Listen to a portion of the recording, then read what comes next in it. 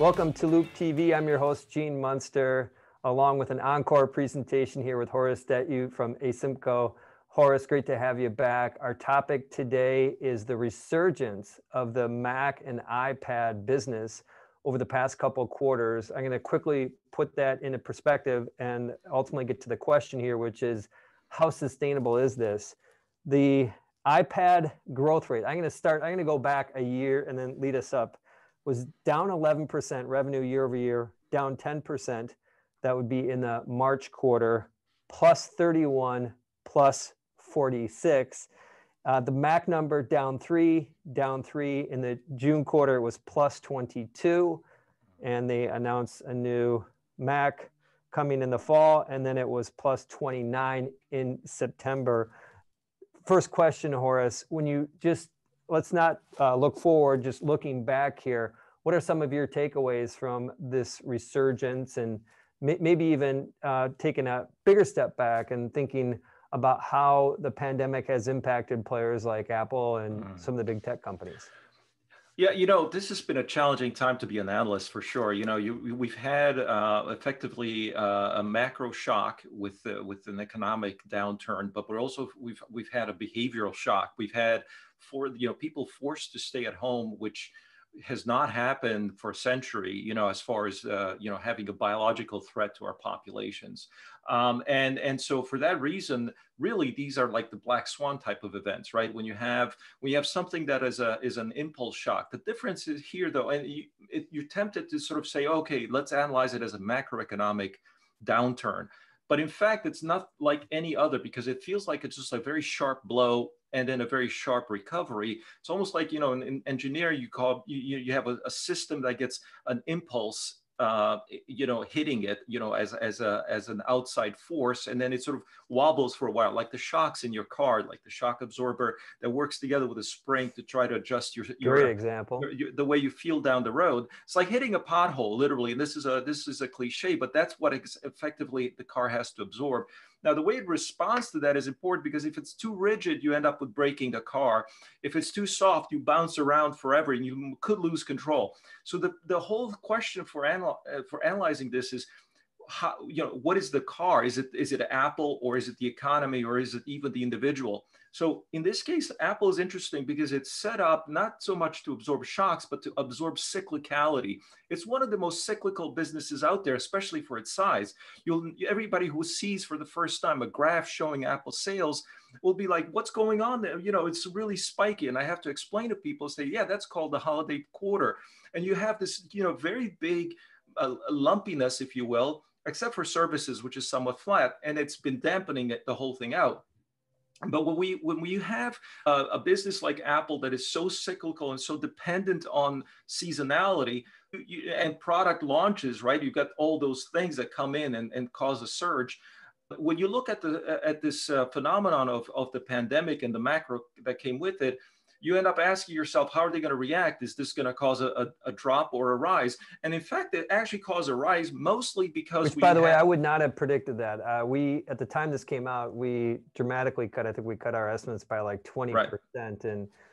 And then I had people saying, we're going to see 25% unemployment. We're going to have people, without food and shelter, and we're going to see a dramatic crisis. And of course, that's going to pull down every single equity out there, and Apple being a discretionary, Apple being a luxury, or Apple being premium, whatever you want to call it, would actually get wiped out more than average. I heard this a lot, especially from company, like observers of Microsoft and others who said, well, we're a lot more stable than Apple. But the fact of the matter is that it didn't affect everybody equally. This is the amazing thing about this pandemic, is that it actually affected disproportionately those who were least advantage or able to cope. We ended up with people who are effectively the elderly, or who are effectively low income, bearing the brunt of this, which is what governments are supposed to fix through their actions. But because governments in this case didn't have a mechanism to segregate, effectively those who are disadvantaged,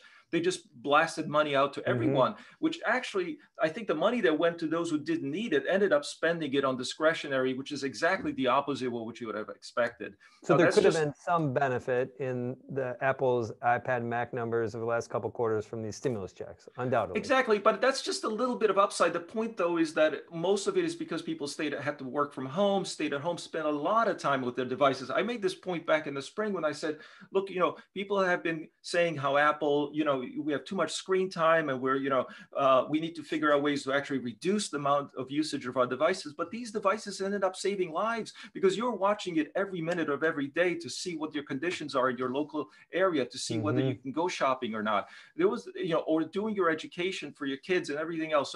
So it ended up, nobody complained about screen time when we were in lockdown. So by the way, we call this the digital transformation, that it's often used language, but it's pretty powerful what's going on. What you just described as an example of it. Exactly. The narrative changed, people's perceptions changed, the devices became lifesavers, all their communications went through there. And so over time, we've adjusted. And again, the suspension effectively is smoothing out a bit now, but we still are getting more and more shocks coming in. So Apple, paradoxically, I think, actually benefited from this. And I think even Tim Cook on his statements, public statements, has almost been those a little bit ashamed, not ashamed, but sort of like a little bit humble and saying, we really, we're doing well, but it's a tough time out there. So he didn't want to be saying— He's done a good job of walking that line.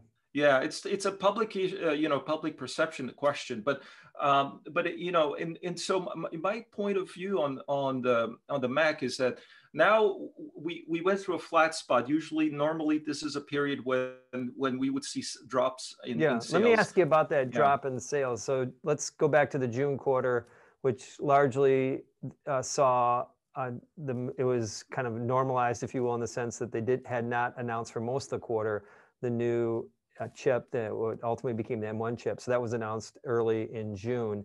And I'm curious, if you just take that 22% number that Mac grew in the June quarter, and you say, I'm going to go back and let's not think about the pandemic, stimulus, any of that, the digital transformation, and they announce a hardware shift coming up, what would have you guessed, or what would have been the proper modeling?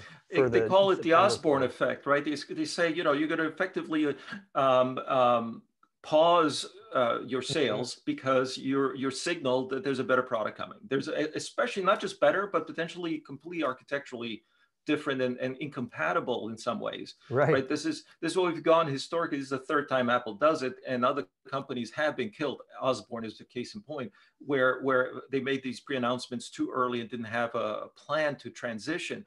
Now, Apple has been through it before, and I think in this case they were almost very casual about it. They were very relaxed about it. And I didn't worry too much about this Osborne effect because people are buying Macs for other reasons than performance or architecture. They're sort of, I need a Mac, or my computer broke or something like that. So we are seeing still quite a lot of demand, even if the product is Intel. And I think that'll carry on because they said it'll take 2 years to get through this. So people are buying Macs. They're not buying the processor in the Mac. And this is, again, signaling through the design of the choice of design. It's visually indistinguishable between what is an Intel architecture and what is an M processor. And so, that is not something, unlike, by the way, the iPhone, where they officially announce or they officially signal through the number of lenses or the shape of the body or even the color that they, this is a new product. In the case of the Mac, they're like all about consistency, and you'll see that. And that's why I think it's not going to be affected as much by this change as we think, except maybe to get a boost once people realize how much power is involved here. It makes a ton of sense. And as we think about our core question, just ultimately, if you had to make some guesses, we're dealing still with this reoccurring black swan now with where the pandemic is at today. If you have to make a guess about what the growth rate of Mac, we'll just put the Mac and iPad business together over the next, let's say, year, any direction? I would go 10% just as a conservative estimate. I think 10% is high for any double digits are high for that particular segment. So, or both of those segments. So I think it's conservative because it's not factoring in any potential perception change in the products. It's effectively saying, people are going to be doing more of this type of usage. But I think 10 is a safe bet. And I always enjoy a good debate. Controversy always is a good fodder, but I'm on the same page as you here. Conservatively, 10%. If I was going to have to etch my prediction in stone, it would be that collectively those two segments grow over the next 4 quarters at an average of 15%. Remember, they're down, call it 10% before. Yeah. And so this is a nice tailwind, which kind of allows them to start to get more the sweet spot of the 5G as the carriers get up to speed and build faster 5G. That should benefit them. But I want to keep it to the A topic. Mac, iPad, thanks for surprising us over the last couple quarters. We look for your continued success. And Horace, look for doing more of these with you. Appreciate the time. On behalf of Horace and Gene and Loup TV, bye for now.